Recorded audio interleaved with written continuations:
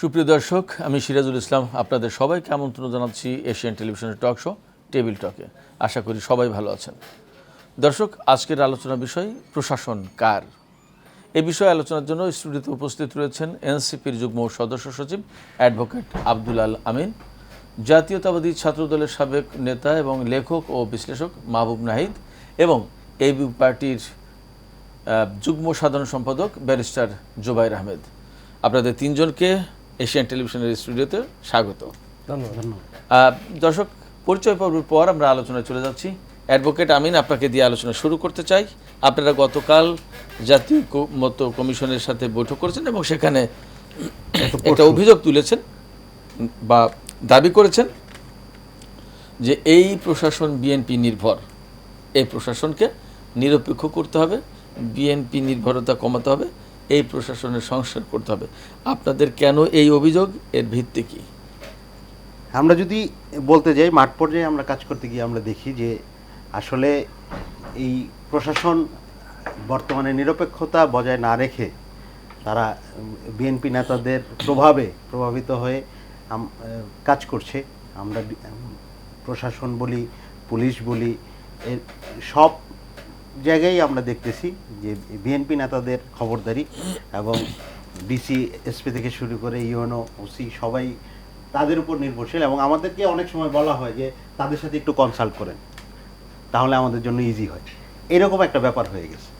তো আমরা যেটা বলতে চাই যে আসলে আমরা আশা করেছিলাম যে জুলাই গণ অভ্যুত্থানের পরে প্রশাসন আগের মতো কোনো দল নির্ভর হবে না, তারা একটা নিরপেক্ষতা বজায় রাখবে এবং নিরপেক্ষ অবস্থানে থাকবে, সবার একটা সুন্দর স্পেস থাকবে, প্রশাসনের জায়গা থেকে কাজ করবে। ওইটার প্রতিফলন আমরা ওই অর্থে দেখতে পাচ্ছেন না। জি, আপনাকে ধন্যবাদ। মাহবুব নাহিদ, আপনার কাছে আমরা প্রশ্ন করতে চাই যে এই যে এনসিপির বক্তব্য, এই অভিযোগ সম্পর্কে বিএনপির পক্ষ থেকে আপনি কি বলবেন? আপনারা কি আসলে প্রশাসনকে চালাচ্ছেন? জি, ধন্যবাদ সিরাজ ভাই। আমি এই প্রশ্নের উত্তর দেওয়ার আগে একটু কথা বলতে চাই। গত একদিন আগে আমরা জানি যে প্রাইম এশিয়া ইউনিভার্সিটির আমাদেরই কারো ছোট ভাই, কারো বন্ধু, কারো সন্তান জাহিদুল ইসলাম পারভেজ খুবই লেম একটা ইস্যুতে, জাস্ট একজনের দিকে তাকানোর অপরাধে, তাকিয়ে হাসার অপরাধে নির্মমভাবে হত্যা করা হয়েছে। আমি আলামিন ভাইয়ের সাথে একমত যে জুলাই অভ্যুত্থানের যে স্পিরিট, আমরা যে বাংলাদেশ দেখতে চাই, সেই বাংলাদেশে এইভাবে একজন আরেকজনকে খুন করে ফেলবে, এটা আমরা দেখতে চাই না। আমি তার বিদেহী আত্মার মাগফিরাত কামনা করছি এবং তার পরিবারের শোকটা কাটিয়ে উঠতে পারুক সেই কামনা করছি। পাশাপাশি আমি এনসিপির যে দাবি, সেই দাবি আপনি বোধহয় একটু অর্ধেক বলেছেন। এনসিপির ওই দাবিকে পরের দিন আবার তাদেরই একজন নেত্রী সামান্তা শারমিন তিনি আবার পূর্ণ করেছেন যে পুরো সরকারই বিএনপির পক্ষে কাজ করছে। It's a very interesting claim আমি মনে করি। কারণ আপনি জানবেন, আপনি এখানে টকশো হয়, আপনি দেখবেন যে এই যে সরকার, অন্তর্বর্তীকালীন সরকারের কি কি ভালো দিক আছে, তারা কি কি অর্জন করেছে, এইটাকে আলহামদুলিল্লাহ মাশাআল্লাহ অনেক ভাবেই ঠিক এই ক্লেমটা করার আগের দিন পর্যন্ত, ইভেন এখনো এত প্রশংসা এনসিপির নেতারা করছেন এবং সরকারকে কোনোভাবে যদি কেউ সরকারের সমালোচনা করতে যাচ্ছেন, টক শোতে তারা তেরে ফুরে উঠছেন, একদম ডিফাইন করছেন, অ্যাটাক করছেন, কাউন্টার অ্যাটাক করছেন।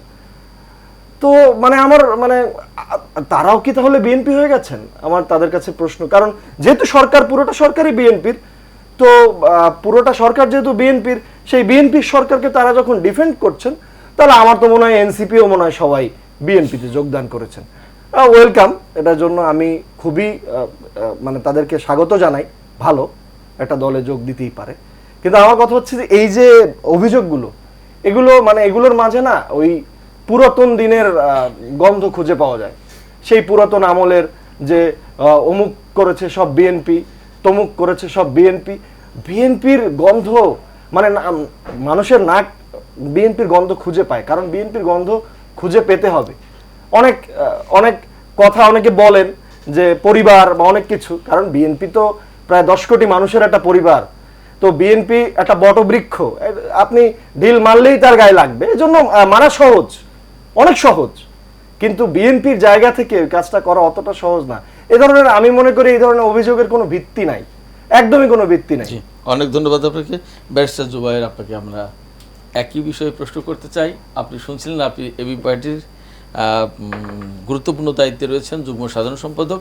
আলোচনা করছিলেন বিএনপি নেতা মাহবুব নাহিদ এবং তার আগে কথা বলেছেন এনসিপি নেতা অ্যাডভোকেট আব্দুল আলামিন। তাদের দুইজনের অভিযোগ, মানে বক্তব্য মূলত পাল্টাপাল্টি হলো এবং বেসিক্যালি যে অভিযোগ বা আজকের আলোচনার যে বিষয়, সেখানে এনসিপির অভিযোগের ভিত্তিতেই কিন্তু বেসিক্যালি আজকের আলোচনা শুরু হয়েছে। সেক্ষেত্রে আপনি কি বলবেন? মাহবুব নাহিদ কিন্তু একটা বলেছেন, বা তারা দুইজনেই বলেছেন যে বাংলাদেশ জুলাই আন্দোলনের পর আমরা দেখতে চেয়েছিলাম সেই বাংলাদেশ পাইনি। অ্যাডভোকেট আমিন যে যা বলেছেন, মাহবুব নাহিদও তাই বলেছেন, কিন্তু দুইজনের সুর বা দুইজনের অভিযোগের এই আলোচনার বিষয়বস্তু কিন্তু দুই জায়গায়। আপনি নিশ্চয়ই টোন বুঝতে পেরেছেন। আপনি কিভাবে দেখছেন, আসলে কি সেই বাংলাদেশ হয়নি বা হচ্ছে না কেন, গলতটা কোথায়? আপনাকে ধন্যবাদ। আমরা মনে হয় খুব তাড়াহুড়া করছি, এটাও হইতে পারে। আসলে এই পর্যন্ত বাংলাদেশে যা হয়েছে তার সবগুলো আমাদের জন আকাঙ্ক্ষার ভিত্তিতে হয় নাই, এটাও সত্য। আবার একেবারে কিছুই হয় নাই, এটা ঠিক না। তো যেমন আমাদের একটা দাবি ছিল যে চুপ্পুর অপসারণ, এটা হয় নাই। আমাদের দাবি ছিল আরও তাড়াতাড়ি সংস্কার, এগুলো হয় নাই। আমাদের বিচারের ব্যাপারে আরও তাড়াতাড়ি অনেক ভূমিকা রাখার কথা ছিল, সেগুলো হয় নাই। আমাদের মামলাগুলো যেভাবে হওয়ার কথা ছিল হয় নাই। যাদেরকে এখন বিচারের সম্মুখীন করার কথা তারা বাংলাদেশ থেকে পালিয়ে গেছে, সেটা আমরা তাদেরকে বিচারের মুখোমুখি করতে পারি নাই। তারপর এখনও যারা প্রশাসনে দুর্বৃত্তপনার সাথে জড়িত আছে তাদেরকে মুখোমুখি করতে পারি নাই। যে জনতা হাসিনার মতো একটা মানে শক্তিশালী শক্তিকে, ফেসিবাদী শক্তিকে তাড়িয়ে দিল, তাদের মধ্যে একটা ঐক্য দেখতে চায় মানুষ, এই ঐক্যটা আমরা দেখতে পারি নাই। গুম খুন এগুলোর ব্যাপারে এখনও ভালো তদন্ত হচ্ছে না, কমিশনগুলো কাজ করে নাই অথবা ভালো কাজ করে নাই। তো এই ধরনের অপ্রাপ্তি আমাদের আছে, কিন্তু আমাদের প্রাপ্তিও অনেক আছে। একটা হলো ফেসিবাদ এখন আমাদের সামনে নাই। আমরা এই যে একসাথে বসে দ্বিমত ভিন্নমত করতে পারতেছি, এই যে কালচারটা এখন শুরু হয়েছে, এটা ছিল না, এটা আসছে। প্রশাসনে মানে এনসিপি তো একটা নতুন দল, প্রশাসনে যেহেতু বিএনপি একটা বড় দল এবং বিএনপির আওয়ামী লীগ বাদে বিএনপির লোকজনই বাংলাদেশে বেশি এবং তারা অনেক আগে থেকে রাজনীতি করছে, তাদের প্রশাসনে আগে থেকে লোকজন আছে, সরকারও চালিয়েছে এবং তাদের সমর্থকও আছে। আবার তাদের শক্তিমত্তা দেখে মানে ব্যুরোক্রেটরা সবসময় শক্তিমত্তার দিকে খেয়াল রাখে যে কারা ক্ষমতায় আসতে পারে আর কি, তো এটাও খেয়াল রাখে। তো স্বাভাবিকভাবেই বিএনপির লোকজন সবচেয়ে বেশি প্রশাসনে, তাদের প্রভাবও সবচেয়ে বেশি, এটাই স্বাভাবিক। এরপর বিএনপিকে আবার জিজ্ঞেস করলে জামাতের কথাও বলে, জামাতের লোকজনও আছে। এনসিপির লোকজন কম, এটাই স্বাভাবিক, কম থাকবে। আবার বিএনপিরও অভিযোগ আছে এনসিপির ব্যাপারে, এনসিপির ইয়াং লোকজনও অনেক বেশি পাওয়ার শো করতেছে। তো এই অভিযোগ পাল্টা অভিযোগ আছে, এটা থাকবে। ফ্যাক্ট হইল যে আমরা আলোচনা করতে পারতেছি, একজন আরেকজনকে দোষারোপ করতে পারতেছি, এটার মাধ্যমে একটা চেক অ্যান্ড ব্যালেন্স হচ্ছে। তো এবং সেটা আপনাদের এখানে কোনো ঝগড়া ফাসাদ ছাড়াই হচ্ছে, এটা হলো সবচেয়ে পজিটিভ দিক। আমি এটাকে নেগেটিভ দেখছি না আর কি। তো আমরা আশা করব যে বিএনপিকে এখানে সবচেয়ে বেশি দায়িত্বশীল ভূমিকা পালন করতে হবে। বিএনপি বড় দল হিসাবে একটা শক্তিশালী বিরোধী দল তৈরি করার যে স্পেস দেওয়া এবং গণতান্ত্রিক মানসিকতা রেখে স্পেসটা দেওয়া, এটা বিএনপির জন্য সবচেয়ে বড় চ্যালেঞ্জ। ফেসিবাদ যদি বিএনপি আবার না নিয়ে আসতে চায় বাংলাদেশে, ফেসিবাদের যদি পুনর্জন্ম না দিতে চায় বিএনপি, তাহলে বিএনপিকে সবচেয়ে কঠিন দায়িত্বটা পালন করতে হবে এবং সেটা অনেক বিটার এক্সপিরিয়েন্স নিয়েও পালন করতে হবে। বিএনপি যদি এই ধৈর্যটা না দেখায়, বিএনপি যদি এই পরিবেশটা না দেয় একটা নতুন গণতান্ত্রিক শক্তির উত্থানের জন্য, এক বা একাধিক নতুন যে দলগুলো আমরা পলিটিক্স করছি, আমাদের যদি স্পেস না দেয়, তাহলে আলটিমেটলি বিএনপি আবারও এই 17 বছর যেরকম মানে সাফার করছে, আবারও কিন্তু সাফার করবে। আমার প্রশ্ন হচ্ছে, আপনার কাছে কি মনে হচ্ছে যে বিএনপি এই ধরনের স্পেস দিচ্ছে না? এবং আর একটা প্রশ্ন আছে, আপনি যেভাবে বলেছেন তাতে মনে হচ্ছে যেন যে বিএনপি ক্ষমতা আসছে, সেক্ষেত্রে একটা কার্যকর বিরোধী দল গঠন করা বা বিরোধী দল যাতে গড়ে উঠতে পারে তার একটা পরিবেশ বিএনপি করে দেবে। আপনি কিন্তু ক্ষমতায় না, আমরা একই বেঞ্চে আছি, সবাই আমরা এখন ক্ষমতার বাইরে আছি। এখানে যে 3টা দল আছে, আরো অনেক দল আছে, মানে ছোট বড়, এই সবগুলো দলে কিন্তু বিএনপি সহ আমরা ক্ষমতার বাইরে আছি।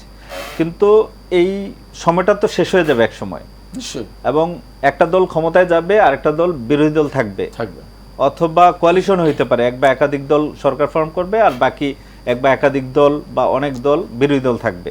কিন্তু যদি শক্তিশালী বিরোধী দল না থাকে, বিএনপি যদি এককভাবে তার এখন যে প্রভাব প্রতিপত্তি আছে, আমি বলবো যে বিএনপি যদি এখন চায় যে সে 300 আসনে আওয়ামী লীগের মতো ধরেন ইলেকশন করবে, এটা বিএনপির পক্ষে পসিবল নাও, প্রশাসন এবং তার প্রভাব মিলে, সাপোর্টার মিলে। তো কিন্তু বিএনপি কি ওই লাইনে যাবে? বিএনপি যদি ওই লাইনে যায় তাহলে বিএনপির রাজনীতিটা দীর্ঘায়িত হবে না, প্রশ্ন আরেকটা আন্দোলন হবে। প্রশ্ন মাহবুব নাহিদের কাছে, বিএনপি ওই লাইনে যাবে কিনা। এর আগে আমরা আরেকটা, এরপরেই আমরা আর একটু বিষয় নিয়ে আলোচনা করব এনসিপি নেতার কাছে। আপনি মাহবুব নাহিদ, আপনি কি বলবেন, বিএনপি ওই লাইনে যাবে কিনা? ধন্যবাদ জোবায়ের ভাইকে, খুব চমৎকার একটা ইস্যু তুলেছেন। আমি একটু পিছনে যেতে চাই। সেটা হচ্ছে, আপনারা দেখেছেন এই যে ফ্যাসিবাদ পতন হয়েছে 5ই আগস্ট, 3 আগস্ট এক দফা ঘোষণা হয়েছিল। তার 1 বছর আগে বিএনপির ভারপ্রাপ্ত চেয়ারম্যান কিন্তু এই এক দফা ঘোষণা করেছিলেন, এবং তারই সাথে রাষ্ট্র কাঠামো মেরামতের যে 31 দফা সংস্কার রূপরেখা সেটাও ঘোষণা করেছিল, এবং সেটার সাথে বাংলাদেশের ফ্যাসিবাদ বিরোধী যতগুলো রাজনৈতিক দল ছিল, মানে আওয়ামী লীগ বাদে, আওয়ামী লীগ এবং তাদের লেসপেন্সাররা বাদে, সবাই কিন্তু সেই ঘোষণা এবং সেই সংস্কার প্রস্তাবের সাথে ছিলেন। সবার সাথে ঐক্যমত গঠন করেই সেই সংস্কার প্রস্তাবনা প্রণয়ন করা হয়, এবং আমি সেটাকে একটা নাম দিতে চাই বা দিয়েছি, সেটা হচ্ছে ফ্যাসিবাদ বনাম বাংলাদেশ। একদিকে ফ্যাসিবাদ আর একদিকে বাংলাদেশ পন্থী সকল শক্তি।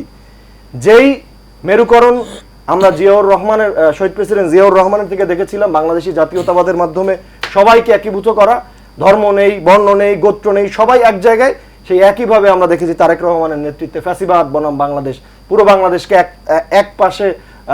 এক পাশে নিয়ে আসা হয়েছে, ফ্যাসিবাদের মুখোমুখি দাঁড় করানো হয়েছে। এবং তারই মাধ্যমে তিনি সেই ঘোষণাও দিয়েছেন যে বিএনপি যদি রাষ্ট্র পরিচালনার দায়িত্বে যায়, সবাইকে নিয়ে জাতীয় সরকার গঠন করা হবে। এবং আমি বিশ্বাস করি, যেহেতু শহীদ প্রেসিডেন্ট জিয়াউর রহমান এবং দেশনেত্রী বেগম খালেদা জিয়ার সন্তান, তিনি তার কথা রাখবেন।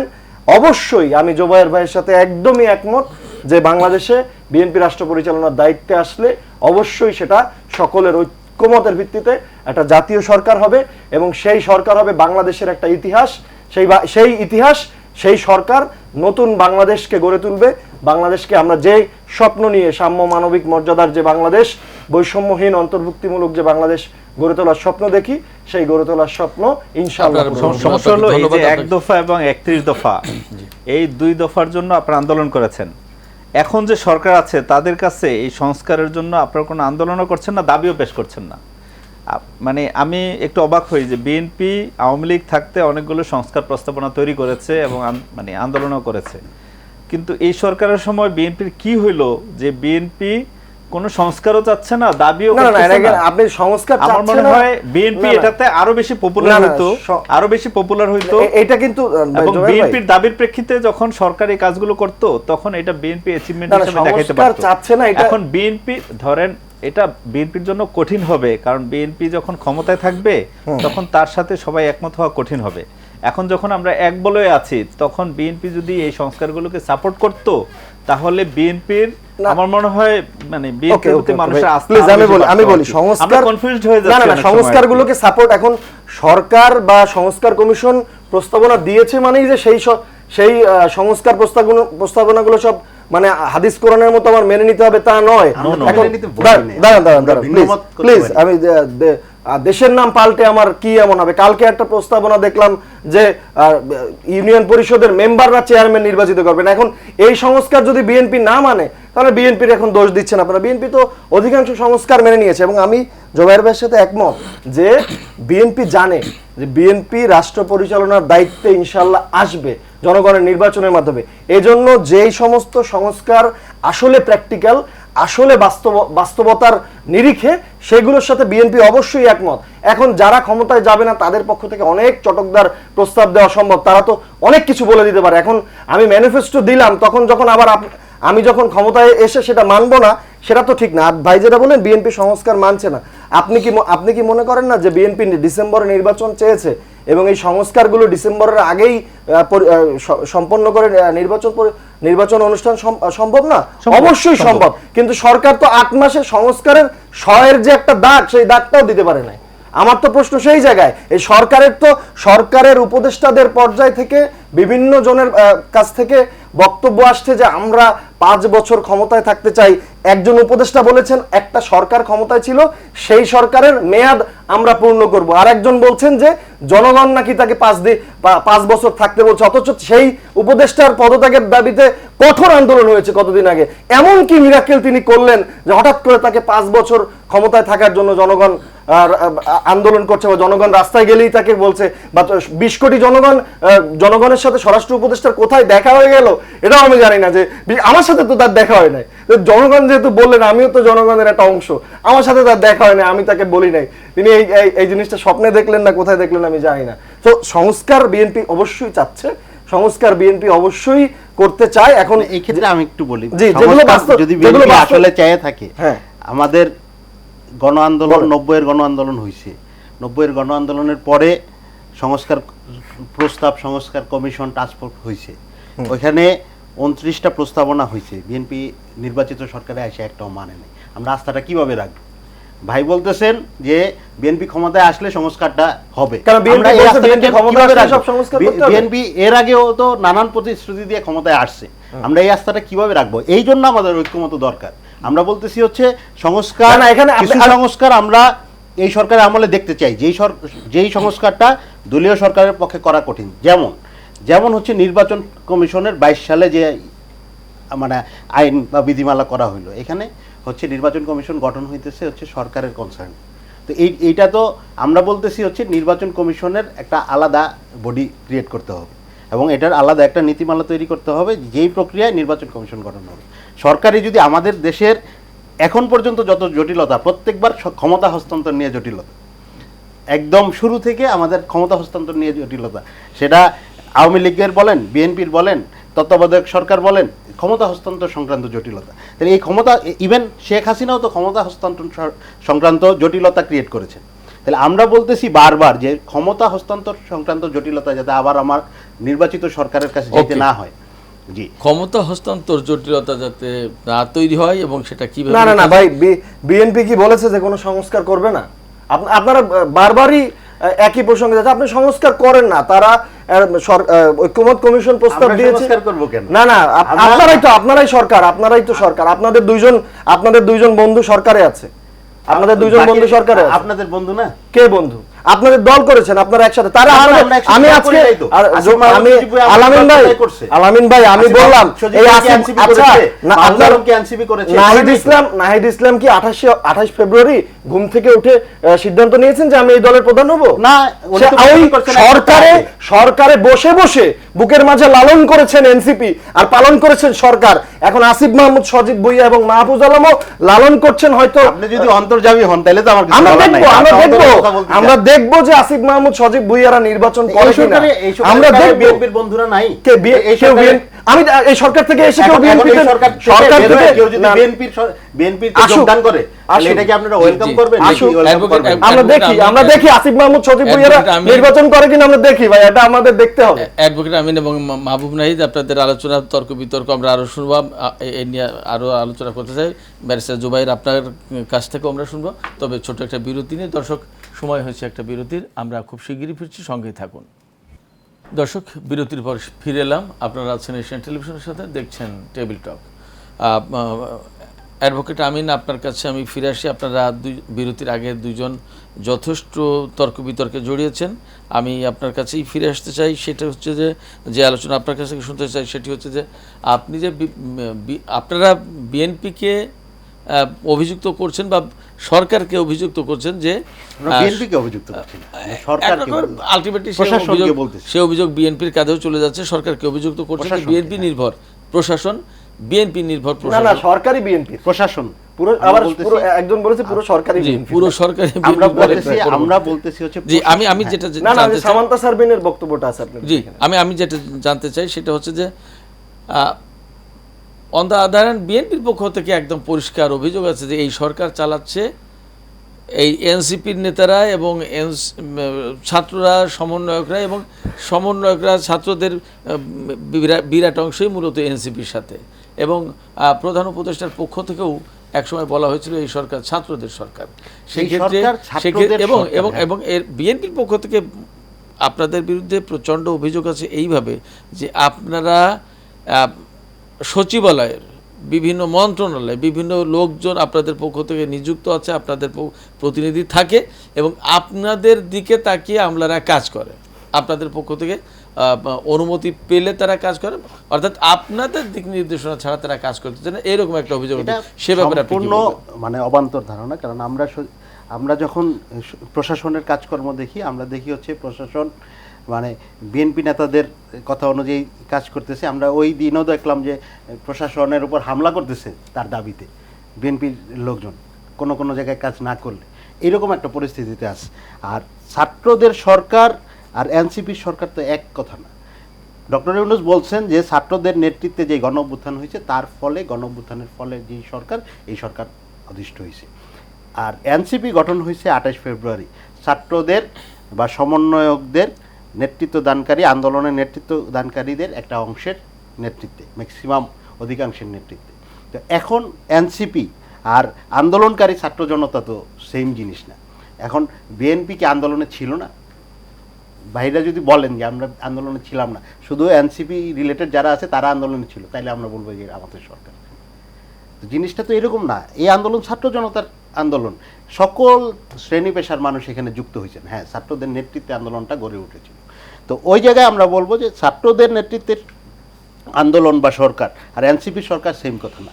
আমরা দেখতেছি যে জায়গায় জায়গায় আমরা যেই সকল দাবি, পজিটিভ দাবি করতেছি, যেমন আমরা মনে করতেছি যে এই সংবিধানের আলোকে ফ্যাসিস্ট কাঠামো ভেঙে ফেলা এই সংবিধান থাকলে সম্ভব না। আমরা বারবার এটার কথা বলতেছি। এই রিলেটেড মানে সরকারের দৃশ্যমান ওই রকম কোনো কার্যক্রম আমরা দেখছি না। আমরা যখন জুলাই ঘোষণাপত্রের কথা বললাম, কারণ জুলাই আমাদের চেতনায় এবং জুলাইকে আমাদের ধারণ করতে হবে, এই জায়গা থেকে জুলাইয়ের ভিত্তিতে আমাদের রাজনীতির একটা বন্দোবস্ত হইতে হবে, এই কথা যখন আমরা বললাম, বিএনপি নেতারা সরাসরি এটা অপোজ করলেন এবং সরকার ওই মতেই এখন পর্যন্ত আমরা দেখতেছি যে সরকারের কার্যক্রম ঘোষণাপত্রের দিকে দৃশ্যমান না। আমরা যখন চুপ্পুকে সরানো নিয়ে কথা বলেছি, রাষ্ট্রপতি চুপ্পুকে, তখন আমরা দেখলাম যে বিএনপি নেতারা এটারে অপোজ করলেন এবং সরকার মোটামুটি তাদের পজিশনে নিলেন, সরকার দৃশ্যমান কোনো কাজ করলেন। ধন্যবাদ আপনারা এই প্র্যাকটিক্যালি আমাদের মনে হচ্ছে যে আসলে মানে এই সরকার ভাই মুখের কথায় যেটা বলতেছেন, প্র্যাকটিক্যালি তো এটা হচ্ছে না। জি জি আপনার এই আলোচনা থেকে আমি মাহবুব নাহিদের কাছে আরেকটু যেতে চাই, সেটা হচ্ছে এই যে প্রেসিডেন্ট চুপ্পুকে সরানোর ব্যাপারে এনসিপির যে বক্তব্য, আপনারা এর বিরুদ্ধে কেন অবস্থান নিয়েছেন? ভাই আজকে ওই যে আপনি যেটা বললেন না যে সচিবালয়, আজকে ওনাদের নেতা জনাব তানভীর সাহেব সচিবালয়ে গেছেন, এরকম একটা ছবি আমি দেখলাম, আমি জানি না কতটুকু সত্যি। সচিবালয়ে যাওয়া মানেই এবং সচিবালয়ে গিয়ে তিনি কি কি করেছেন এর মধ্যে বিভিন্ন তথ্য প্রমাণ আমরা দেখেছি। কোথায় প্রমাণ দেখেছেন? সচিবরা তাকে আটকে রেখেছে, এরকম কথা আমরা শুনেছি। কথা শোনা, আপনি যেগুলো বলছেন ওগুলো কথা আমরা তো যেগুলো বলছেন ব্যাপারে অনেক কথা শুনি। আমি বলি সচিবালয় থেকে প্রধান উপদেষ্টা 12 বস্তা ফাইল বিএনপি নেতারা নিয়ে গেছে, এটা প্রধান উপদেষ্টা রাজনৈতিক দলকে স্বাগত জানানোর সময়, প্রধান উপদেষ্টা রাজনৈতিক দলকে স্বাগত জানানোর সময় তিনি একটি লেজ জুড়ে দিয়েছিলেন যে বিদ্যমান রাজনৈতিক ব্যবস্থা দেশের মানুষ আর দেখতে চায় না, এজন্য এই ধরনের তরুণদের রাজনৈতিক দল গড়ে ওঠা উচিত। এর চেয়ে আর আপনি কি চান? যখন একটা দেশের সরকার প্রধান একটা রাজনৈতিক দলকে এইভাবে এন্ডোর্সমেন্ট দেয় যে বিদ্যমান রাজনৈতিক ব্যবস্থা মানে আগের ব্যবস্থা আর মানুষ দেখতে চায় না, এই ধরনের তরুণদের রাজনৈতিক দল গড়ে ওঠা উচিত। সেই তাতে তো বিএনপিকে উৎসাহিত হওয়া দরকার, তাই নয় কি? নাকি বিএনপিকে বলবো? অবশ্যই বিএনপিকে আমরা কেন ভাবছেন? না আমরা অবশ্যই চাই, আপনারা আগের বন্দোবস্তটাই চাই। আমরা অবশ্যই আপনাদের বন্দোবস্ত তো ভাই, আপনাদের বন্দোবস্ত তো রিকশা থেকে প্যারাড হয়ে গেছে, আপনাদের বন্দোবস্ত তো শোভন চেয়ার থেকে 100 গাড়ির বহর হয়ে গেছে। নতুন কোথায় মানে কি ভাই, আপনি যদি চোখ বন্ধ করে থাকেন, না চোখ বন্ধ করে রাখেন না। রহিম এবং আজকে আবার ঢাকা বিশ্ববিদ্যালয়ের ছাত্রদলের একজন সভাপতি তিনি একটা বক্তব্য দিয়েছেন যে রহিম করিম দুই বন্ধু একই জায়গায় ছিল, একই হোটেলে ছিল, একই হলে ছিল, একই মেসে ছিল, একই সাথে আন্দোলন করেছে। করিমের জায়গায় চলে গেছে, রহিম চলে গেছে প্যারাডো গাড়িতে। সেই ভাই এই নতুন বন্দোবস্ত এগুলা বললেন না, এগুলো বললেন না। নতুন বন্দোবস্ত আমরা দেখেছি বিএনপি নেতারা কি ধরনের লুটপাট করতেছে, আপনি শুনেন নতুন বন্দোবস্ত করতেছে এবং আপনাদের সেন্ট্রাল নেতারা চাঁদাবাজিকে কিভাবে আবার লেজিটিমেট করতেছে, অধিকার বলে দখলদারিকে কিভাবে লেজিটিমেট করতেছে। একমাত্র দল লেজিটিমেট করেছে। It's my turn. বিএনপি একমাত্র দল যারা দলের দখলদার চাঁদাবাজদেরকে শাস্তির আওতায় এনেছে। দলের নেতাকর্মীর বিরুদ্ধে বিএনপি না মামলা করেছে, আর আপনারা এটা করে নাই ওইটা করেন, আপনারা জাস্টিফিকেশন করেছেন। আরেকটা আমি প্লিজ অনেক জাস্টিফিকেশন আমি বলি, আপনাদের নতুন বন্দোবস্ত সেদিন 14 এপ্রিল নাহিদ ইসলাম বক্তব্য দিচ্ছেন পয়লা বৈশাখের অনুষ্ঠানে। আমার সিরাজ ভাই খারাপ লেগেছে যেই নাহিদের বক্তব্য, যেই নাহিদের মুখে আমরা 3রা আগস্ট এই শহীদ মিনারে গেছি, সেই নাহিদ বক্তব্য দিচ্ছেন সামনে জনসংখ্যার চেয়ে সাংবাদিক বেশি। ভাই নতুন সমাবেশ ছিল, সমাবেশ থাকা লাগবে কেন? ছিল না সমাবেশ থাকা লাগবে কেন? আমাদের কোনো সমাবেশ থাকা লাগবে কেন? ওইটা শুধু না, ওইটা শুধু না, বিভিন্ন জায়গায় ভাই বিভিন্ন ওইটা না শুধু, ওইটা না শুধু বিভিন্ন জায়গায় ছিল হচ্ছে পয়লা বিভিন্ন জায়গায় আপনাদের যেসব আপনাদের সামান্তা শারমিন বক্তব্য দিচ্ছে, 10-12 জন মানুষ, চেয়ার সব খালি, জনতার গল্প বলেন না। বিএনপির একটা ওয়ার্ডে যদি একটা প্রোগ্রাম করে সেখানে হাজার হাজার মানুষ আসে, কারণ বিএনপি আপনি তো চাঁদাবাজি করে ওই অবস্থা গেইন করে, কি চাঁদাবাজি করে মানুষকে কি চাঁদাবাজি করে আনা যায়? তো মানুষের চাঁদাবাজকে প্রত্যাখ্যান করা। আপনি তো মানুষকে জোর জবরদস্তি করে মিটিং এ নিয়ে বলুক মানে ভোটে দেখেন, ভোটে আসেন, আপনি কয়টা ভোট পান, বিএনপি কয়টা ভোট পায় দেখি। তাহলে ভোটও কি ভোটও কি বিএনপি জোর করে দেওয়া হবে? আপনি সেটা বলতে চাচ্ছেন? মনে হচ্ছে আপনাদের আচরণে এটা মনে হচ্ছে। তাহলে দুঃখিত, সিরাজ ভাই প্লিজ। বিএনপি একমাত্র দল যারা দলের নেতাকর্মীর বিরুদ্ধে মামলা হয়েছে, বিএনপি একমাত্র দল যারা স্থায়ী কমিটির সদস্যকে চিঠি দিয়ে শোকজ করা হয়েছে, বিএনপি একমাত্র দল যাদের স্থায়ী কমিটির সদস্য ঘোষণা দিয়ে সাংবাদিক সম্মেলন করে দুঃখ প্রকাশ করেছে। সো ভুল করা একটা কথা, আর সেই ভুলকে চাপিয়ে যাওয়া একটা কথা না। সে বলে যে রিকশা থেকে প্যারাডো নাকি আমার ভাই দেখে না। আমি তো দেখলাম আব্দুল হান্নান মাসুদ তিনি বললেন যে আমাদের ভাঙা ঘর, আমার বাবা 10,000 টাকা বেতন পায়, আমাদের টাকা নাই, পয়সা নাই, বাবার পেনশন পাচ্ছি না। সে কিভাবে এত বড় বড় গাড়ি পায়? ভাই এটা কি কোন নতুন বন্দোবস্ত? এটা কোন বন্দোবস্ত? আমি তো ভাই আমরা তো বাইকে এসেছি,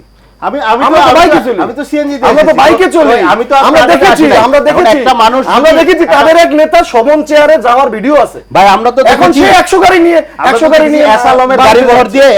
গাড়ি বহর দিয়ে আপনার স্থায়ী কমিটির সদস্য সেটা চট্টগ্রামে, সেটা সালাউদ্দিন আহমেদ সালাউদ্দিন আহমেদ ব্যাখ্যা করেছেন। আমরা দেখেছি, বিবিসি নিউজ করেছে নারায়ণগঞ্জের শামীম ওসমান পরিবারের বাড়ি গাড়ি সব হস্তান্তর করেছে নির্বাহী কমিটি। সেটা সালাউদ্দিন আহমেদ, আপনি যেটা বলেছেন, সালাউদ্দিন আহমেদ সাংবাদিক সম্মেলন করে সেটা ব্যাখ্যা দিয়েছেন যে তার এক ছোট ভাই সেই গাড়ি নিয়ে এসেছেন। সে সালাউদ্দিন সাহেবের ছোট ভাই থাকতে পারে, হান্নান মাসুদের বড় ভাই থাকতে পারে, হান্নান মাসুদের বড় ভাই গাড়ি থাকতে পারে না। শোনেন, তিনি ভিড়ের মধ্যে না বুঝে উঠে গেছেন, পরে জানতে পারে যে সে ওই এসালমের প্রতিষ্ঠানে চাকরি করতেন এবং সেই চাকরি করার কারণে সে ওই জায়গা থেকে গাড়ি নিয়ে এসেছেন এবং তিনি সাংবাদিক সম্মেলন করে দুঃখ প্রকাশ করেছেন। আপনি করেন দুঃখ প্রকাশ যে আমার দুঃখ প্রকাশ, আপনারা তো বলতেছেন আমাদের সোর্স কার আছে সেটা বলা যাবে না, বললে সমস্যা হবে। কোনোদিন বলি নাহিদ ইসলাম বলছি, আমরা আপনি তাহলে আপনার নেতাকেই ফলো করেন না ভাই, আপনার সাথে কথা বল, সোর্স বলা যাবে না বলি, আমরা বলেছি যে হচ্ছে নাম বলা যাবে না। আপনি আগে আপনার নেতার বক্তব্য শুনুন। না আমি শুনেছি, এটা একটা একদম ওয়ার্ল্ড স্ট্যান্ডার্ডের পজিশন যে কে ডোনেশন করতেছে, সে যদি না চায় আমি তো এটা ওপেন করব না। আপনি শুনেন, আপনি না, আগে না, আমি তার শুনেছি, বক্তব্য আমি শুনেন, শুনেছি। শুনেন। এটা তো শোনেন। মানে আমি তো কে ডোনেট করতেছে এটা বলবো না, কিন্তু কিভাবে আমার ডোনেশন নতুন সম্পূর্ণ আয় ব্যয় আমার তো ক্লিয়ার থাকতে এগুলো হবে। মানুষ এই ব্যাপারে খায় না আমার বিধায় কোনো- আপনাদের জনসংখ্যার চেয়ে সাংবাদিক বেশি। জি, নতুন জি, বন্দোবস্ত মানুষ জি, ওই মাহবুব এই ভাই- নতুন বন্দোবস্ত মানুষ খায় না মাহবুব ভাই। নাহিদ, আমি একটু ব্যারিস্টার জুবাইরের কাছ থেকে শুনতে চাই। ব্যারিস্টার জুবাইর, নতুন বন্দোবস্ত নিয়ে ব্যাপক বিতর্ক আছে এবং এনসিপির পক্ষ থেকে পরিষ্কার অভিযোগ যে বিএনপি নতুন বন্দোবস্তে আসতে রাজি নয়, বিএনপি পুরনো ধারার রাজনীতিতেই অভ্যস্ত থাকতে চায়, এটা তারা ছাড়বে না। আর বিএনপির পক্ষ থেকে বক্তব্য হচ্ছে যে দলের ভারপ্রাপ্ত চেয়ারম্যান তারেক রহমান তিনি বাংলাদেশে সংস্কারের জন্য 31 দফা কর্মসূচি দিয়েছেন, সেটা নিয়ে বাংলাদেশে ব্যাপক চর্চা হচ্ছে এবং যদি কোনো অন্যায় অনিয়ম, চাঁদাবাজি বা দখলদারিত্ব এই ধরনের কোনো ঘটনা ঘটছে তার বিরুদ্ধে ব্যবস্থা নিচ্ছে। অনেক নেতাকে বহিষ্কার করা হয়েছে। আমি মামলা করা কয়েকদিন আগের একটা টক শোতে বিএনপির একজন নেতা বা সম্ভবত আরও একজন বক্তা তিনি বলেছিলেন যে প্রায় 1400 বা 1500 ব্যক্তিকে বহিষ্কার করা হয়েছে বিএনপির পক্ষ থেকে। তো এই যে নতুন বন্দোবস্ত নিয়ে আলাপ আলোচনা, সেই আসলে বিএনপি কতটা নতুন বন্দোবস্ত গেল বা যেতে চাই, শুধু বিএনপি কেন, আসলে এনসিপি বা কি আসলে নতুন বন্দোবস্তের দিকে কতটুকু গেছে, আপনারা কতটুকু গেছেন, সেটা একটা বিষয়। আর একটা বিষয় হচ্ছে যে মাহবুব নাহিদ তার বক্তব্য বলছিলেন যে এনসিপির একজন নেতা নাহিদ ইসলাম বক্তব্য দিচ্ছেন, সেখানে জনতার চেয়ে সাংবাদিক বেশি। আসলে বাস্তবতা, মাঠের বাস্তবতা কি? এনসিপির পক্ষ থেকে কিন্তু 3 আসনে নির্বাচন করা হবে বলে ঘোষণা দিয়েছেন। সামগ্রিক ব্যাপারে যদি আপনি একটু বলেন। যে অনেকগুলো বিষয়। এক নম্বর হলো সবচেয়ে এই সময়ের সবচেয়ে আলোচিত ঘটনা শব্দ হলো বন্দোবস্ত। তো বন্দোবস্তটা কি এটা কিন্তু অনেকেই বোঝে না। এবং আমরা এই বন্দোবস্ত, জোনায়েদ সাকিবে কিছু ব্যবহার করেছে এই শব্দটা, আর এবি পার্টি শুরু থেকেই বন্দোবস্তের শব্দটা ব্যবহার করছে।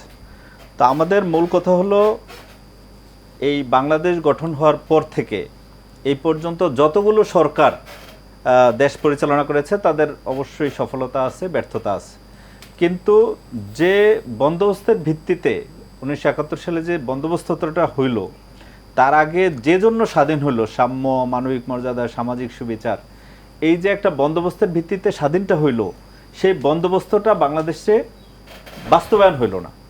বাস্তবায়ন না করে যেটা হইল, পুরাতন আমলাতান্ত্রিক, পুরাতন জমিদারি স্টাইলে সবগুলো দল এক একটা জমিদার পরিবার মতো আচরণ করলো। যারা যখন ক্ষমতায় থাকে তারাই সব কিছু করবে, আর ক্ষমতার বাইরে যারা থাকবে সেই জনগণের আসলে কোনো ক্ষমতা থাকে না। এটা আওয়ামী লীগের সময় একটু মানুষের ক্ষমতা কম থাকে, বিএনপির সময় হয়তো একটু বেটার থাকে, বাট আলটিমেটলি দুই দলের সময় কিন্তু সাধারণ জনগণের যে ডেমোক্রেটিক রাইট চর্চা, এটা কিন্তু দুই দলের সময়ই হইল ব্যাহত হয়েছে। এই কারণে আমরা বলছি যে পুরাতন রাজনীতিটা আর চলবে না, এটা আর চলনসই নাই, ওই ঘরটাতে থাকার মতো ঘর আর নাই। এই কারণেই কিন্তু 24 হয়েছে, আর না কিন্তু 24-এর দরকার ছিল না।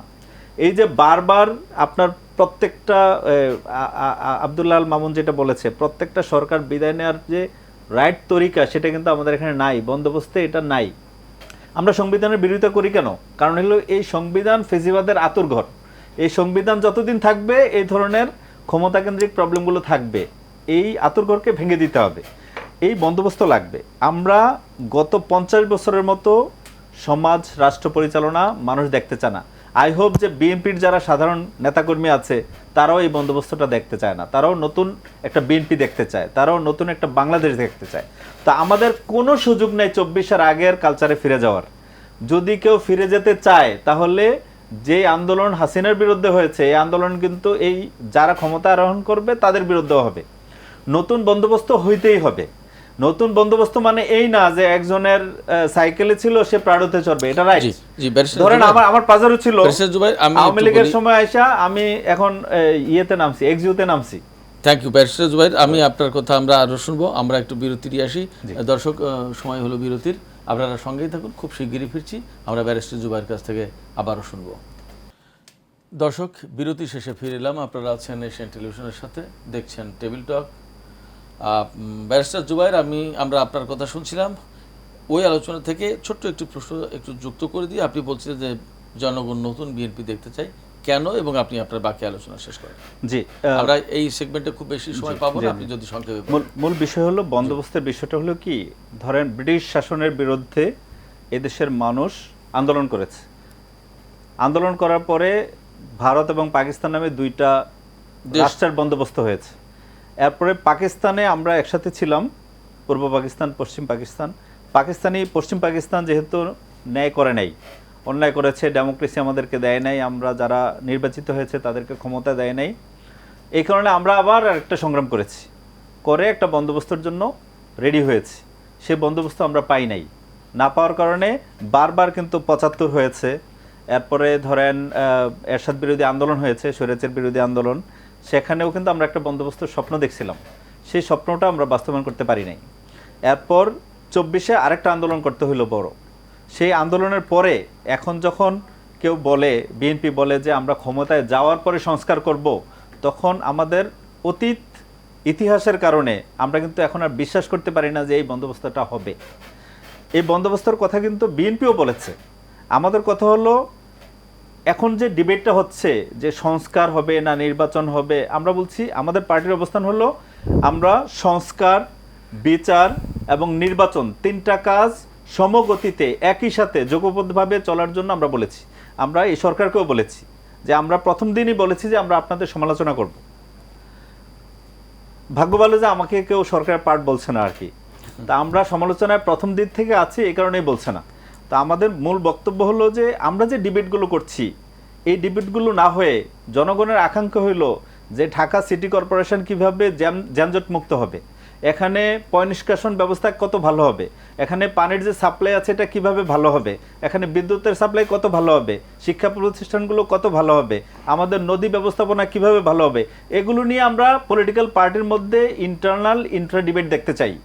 এইটা জনগণ চায়, কিন্তু আমরা সংস্কার চাই না, আমরা পরিবর্তন চাই না, আমরা বন্দোবস্ত চাই না, আমরা আগের জায়গায় থাকতে চাই, আমরা নতুন জায়গায় যাইতে চাই না। এই যে স্লেজিং, এই স্লেজিংয়ের রাজনীতি তো মানুষ দেখতে চায় না। নতুন বাংলাদেশে ইয়াং জেনারেশন কিন্তু নতুন পলিটিক্স দেখতে চায়।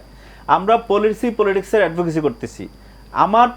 আমি বলবো যে আমার স্বাস্থ্যনীতি এটা হবে, বিএনপি বলবে আমার স্বাস্থ্যনীতি এটা হবে, এনসিপি বা অন্যান্য দলগুলো বলবে আমার স্বাস্থ্যনীতি এটা হবে। আমি এই জিনিসটা নতুন নিয়ে আসতে চাই, এটা পরিবর্তন করতে চাই, এই জায়গায় ওভারহোলিং দরকার, এই জায়গায় মেরামত দরকার, এই জায়গায় নতুন করে সংস্কার করা দরকার, এগুলো নিয়ে ডিবেট হবে। কিন্তু এই যে আমি যদি একটা জিনিস বলি, তাইলে মানে আওয়ামী লীগ একটা জিনিস বলতো আর বিএনপি ঠিক বিরোধিতা করতো। আওয়ামী লীগ যদি বাজেট দিত, বিএনপি বলতো এটা মানুষ মারার বাজেট, আবার বিএনপি বাজেট দিলে আওয়ামী লীগ বলতো মানুষ মারার বাজেট। এই বিরোধিতা তো আমরা দেখতে চাই না। আমরা চাই যে বাজেটের এই জায়গাটা খারাপ, এই জায়গাটা ভালো, এই জায়গাটা আরো ভালো করা দরকার, এই জায়গাটা খারাপ, এটা বাদ দেওয়া দরকার, এই ধরনের ডিবেট দেখতে চাই। আমরা আইডিয়ালি নতুন বাংলাদেশে নতুন পলিটিক্স দেখতে চাই। আমরা একজন সংস্কার চাইছে বলে আমরা সংস্কার করব না, আমি এই দাবিতে থাকবো না। একজন নির্বাচন চাইছে বলে আমি এখন নির্বাচন চাইবো না, এখন একজন বিচার চাইছে বলে আমি বিচার চাইবো না। এই যে মেরুকরণ, এটা থেকে বাইরে আসতে হবে। আমাদেরকে জনগণের কথা চিন্তা করতে হবে, জনগণের স্বার্থ চিন্তা করতে হবে, জনগণের জন্য পলিসি নির্ধারণের ডিবেট করতে হবে, পলিসি ডিবেট করতে হবে। অনেক ধন্যবাদ ব্যারিস্টার জুবাইর, আপনি চমৎকার এবং বলেছেন। একমত হইতে হবে, আপনি যেটা বলেছেন একমত হইতে হবে। আমরা এই বিষয়ে একমত হবে কি হবে না, বিএনপি এবং এনসিপি এখানে আছেন, তাদের নেতারা আছেন, আমরা তাদের কাছে শুনবো। তার আগে একটু প্রশ্ন করতে চাই অ্যাডভোকেট আব্দুল আমিন আপনাকে। আপনারা খুব সম্প্রতি ঘোষণা দিয়েছেন যে আপনারা ৩০০ আসনের নির্বাচন করবেন। জি, খুবই সম্প্রতি আপনারা দল গঠন করেছেন এবং তার এই দল গঠনের অল্প কয়েকদিন পরেই এই ঘোষণা দিয়েছেন।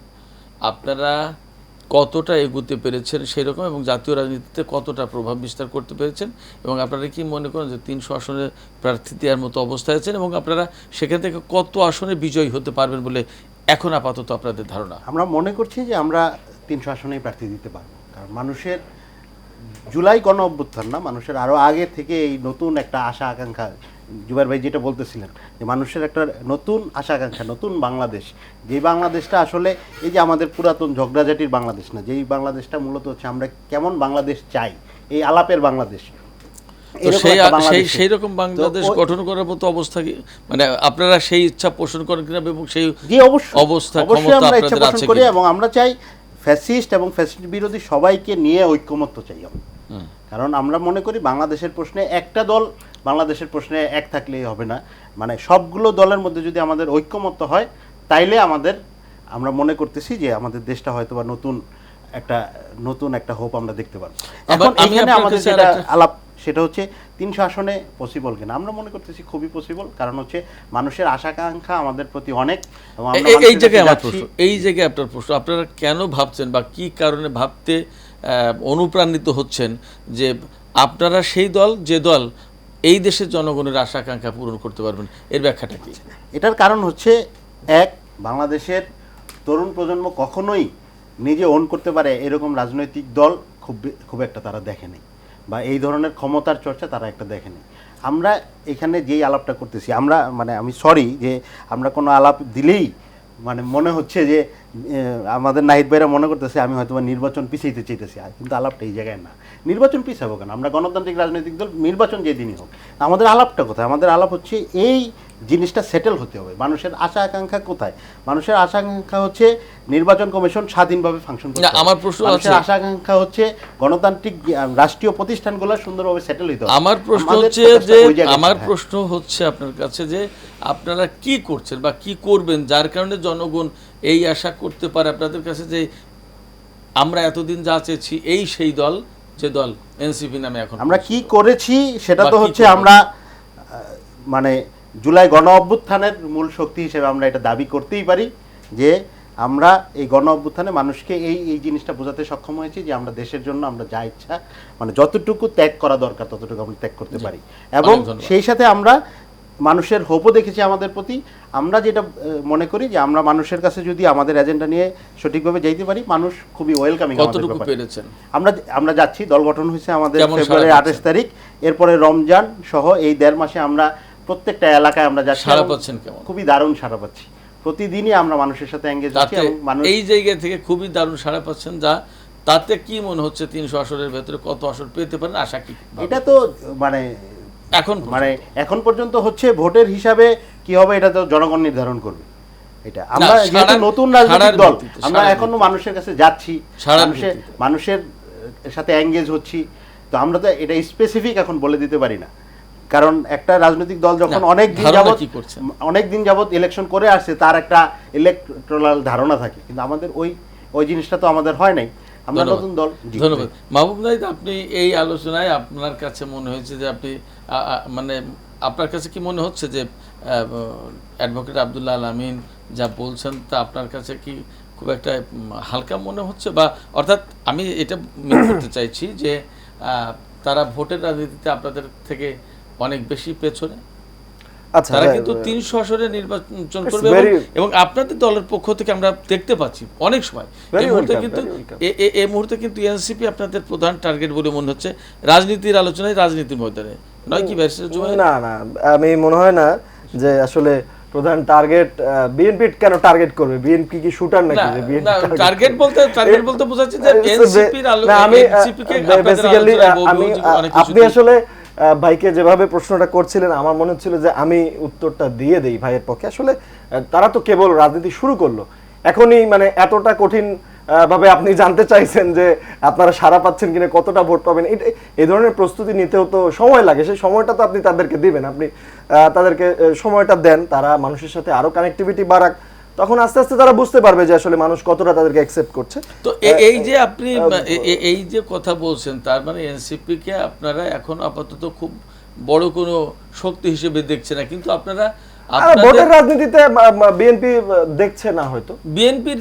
বিএনপির অঙ্গন থেকে কিন্তু এনসিপি কে লক্ষ্য করে প্রচুর বক্তব্য দেওয়া হচ্ছে প্রতিদিন। না, এখানে আমি একটু বলি ভাই, এই জায়গায় আমি এই যে আপনারা কি এনসিপি কে হুমকি মনে করছেন? না, হুমকি না, আমি আজকের এই আলোচনার সারমর্মটা রাজনৈতিক হুমকি, দুইটা শব্দে করি। ভাই বললেন, আমি খুব বিনয়ের সাথে এই বিষয়টার সাথে দ্বিমত করছি।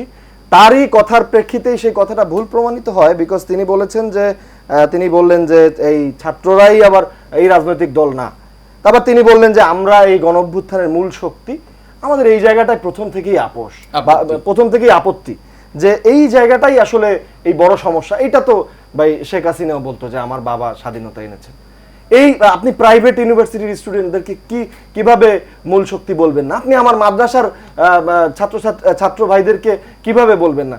যে মায়েরা রাস্তায় খাবার নিয়ে এসেছে, মাদ্রাসার ছাত্র তো আমাদের সাথে আছে। না না আমি বলি আমাদের সাথে নাই কতটা কেউ নেই। আছে ভাই, মায়েরা please। বোনেরা তো আমাদের সাথে আছে অবশ্যই আছে, সেটা তো দেখবই। এই বিএনপির যে 423 জন মারা গেল, এইটাকে আপনি কিভাবে মানে উপেক্ষা করে আপনি বলেন যে আমরাই মূল শক্তি?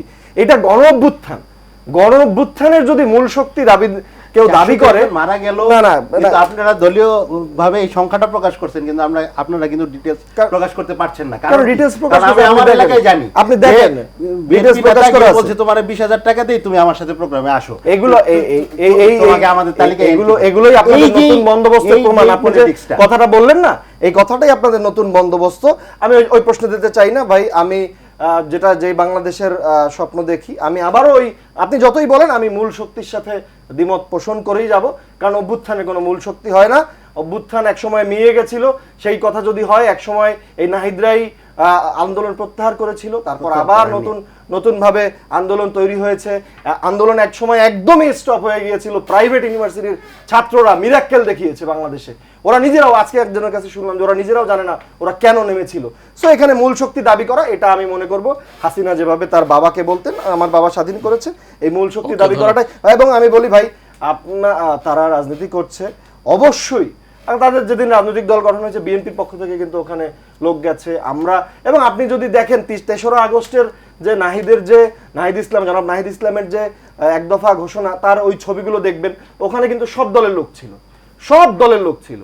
সো আমি ওই ছবিটা দেখিয়ে, যারা এই প্রসঙ্গ থেকে আমি পুরো একটা অন্য প্রসঙ্গে যাব, সব দলের লোক নাহিদ ইসলামের ডাকে আসছে বলে তো ভাই আমি আবার সব দলের লোক এখন নাহিদ ইসলামের ডাকে আসছে না, সব দলের লোক নাহিদ ইসলামের ডাকে আসছে না। এটা হচ্ছে পার্থক্যটা, গণ অভ্যুত্থান আর রাজনীতির পার্থক্যটা, এটা আপনাদেরকে বুঝতে হবে। আমি শেষ করতে চাচ্ছি যেটা বলে, যে যদি আজকের আমাদের এই আলোচনা দেখে, আমাদের এই সুন্দর তর্ক দেখে কেউ পিছনে ফিনকি হাসি দেয়, কোনো দোষর যদি মনে করে যে এটা তারা মজা পাচ্ছে, আমি আপনাদেরকে একটা কথা বলি, যখন আবার আপনাদের প্রশ্ন আসবে, তখন আবার ওই নাহিদ এবং ছাত্র দলের এক ছোট ভাই, ওই এবি পার্টির এক বড় ভাই যেভাবে এক চিত্রে দেখা গেছে, আবারও সেই এক চিত্রেই দেখা যাবে। নো আপোষ। আমরা দেখেছি ভারতে যখন আগরতলায় বাংলাদেশের সহকারী হাই কমিশনে হামলা হয়েছে, বাংলাদেশের প্রত্যেকটা রাজনৈতিক দল, প্রত্যেকটা শক্তি, সামাজিক শক্তি, সবাই ঐক্যবদ্ধ হয়েছে। ওইভাবেই আমরা আবার ঐক্যবদ্ধ থাকবো। আমরা দেশ, আমি শেষ করি 10 সেকেন্ড, আমরা দেশ গঠনের প্রশ্নে কেউ এনসিপি না, কেউ বিএনপি না, কেউ এবি পার্টি না, আমরা চাই সুন্দর বাংলাদেশ, অন্তর্ভুক্তি। ধন্যবাদ মাহবুব নাহিদ। ব্যারিস্টার জুবাইর, আপনার কাছ থেকে খুব একেবারে মনে হয় 10-15 সেকেন্ড সময় পাবো, আপনার কাছ থেকে শুনতে চাই, এই যে বক্তব্য আসলো, সেখানে আপনাদের অবস্থান কি থাকবে অনেক ভেদাভেদের পরেও ফ্যাসিবাদ প্রশ্নে? এবি পার্টির 5ম প্রতিষ্ঠাবার্ষিকী আগামী 2 মে। তো আমরা শুরু থেকেই নতুন একটা রাজনীতির বয়ান হাজির করেছি এবং নতুন কথা বলছি। নতুন যারা রাজনীতিতে সম্পৃক্ত না, তাদেরকে রাজনীতিতে সম্পৃক্ত করার চেষ্টা করছি। যারা অপিনিয়ন ক্রিয়েট করে, তাদের সাথে মিশেছি এবং আমরা গণমানুষের কথা শুনেছি ফর লাস্ট 5 ইয়ার্স। এবং আমরা আশাবাদী যে তরুণরা এবং যারা যোগ্য মানুষ, যারা রাজনীতি বিমুখ ছিল, তারা এখন রাজনীতিতে অন্তর্ভুক্ত হচ্ছে এবং আমরা ইলেক্টেবল লোক পাচ্ছি ইনশাল্লাহ। আমাদের শতাধিক আসন নিয়ে কাজ করছি এখন, এটা ভবিষ্যতে হয়তো আরও বাড়বে। তো আমরা আশাবাদী যে নতুন প্রজন্ম এবং যারা রাজনীতি বিমুখ ছিল, চিন্তাশীল মানুষ, ভালো মানুষ, সজ্জন মানুষ, মানে দরদি এবং দায় যারা চিন্তা করে সমাজের ব্যাপারে, তারা রাজনীতিতে সম্পৃক্ত হবে এবং আমরা এক্ষেত্রে আশাবাদী যে আমাদের দলও ভালো করবে রাজনীতি ইনশাআল্লাহ। জি, ব্যারিস্টার জুবাইর, আমাদের ঐক্য থাকবে, 3 দলের ঐক্য থাকবে, সবার ঐক্য থাকবে। আপনাদের সবাইকে ধন্যবাদ। দর্শক, আজকের আলোচনা এখানেই শেষ করছি। আপনারা সবাই ভালো থাকবেন। আগামী অনুষ্ঠানে অন্য কোনো বিষয়ে, অন্য কোনো অতিথি নিয়ে উপস্থিত থাকবো। ততক্ষণ পর্যন্ত সবাই ভালো থাকবেন। খোদা হাফেজ।